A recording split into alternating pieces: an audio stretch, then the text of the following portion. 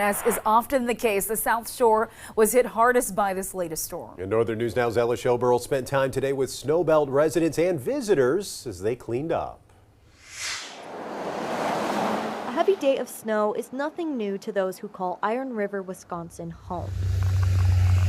But to 11-year-old Garfield Lindahl, visiting from Los Angeles, Sunday's storm was like something out of the movies. It was howling, the wind, and it was pretty strong. Our snowman survived. He lives with his father, Lance, in California.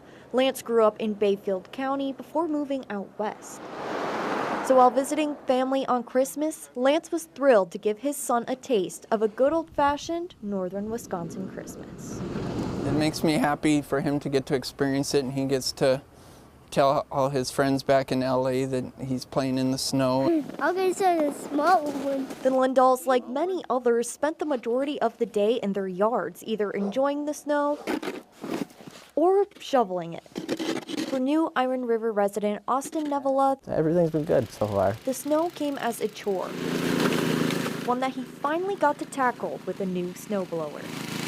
Like most locals, he's unfazed by the latest wintry blast. I think it's just kind of normal if you live up here, you know. The weekend storm, one man's snowy mess. It's kind of a way of life for, us Wisconsinites, so. And another man's holiday treasure. It's very beautiful. My dad, his grandpa, and I went out for a drive, and all the trees are bending over full of snow before they plowed and everything.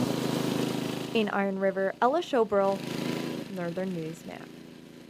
What great memories for the Lindahls. Well, sadly, the Lindahls only got to enjoy the snow for today. They head back to California tomorrow.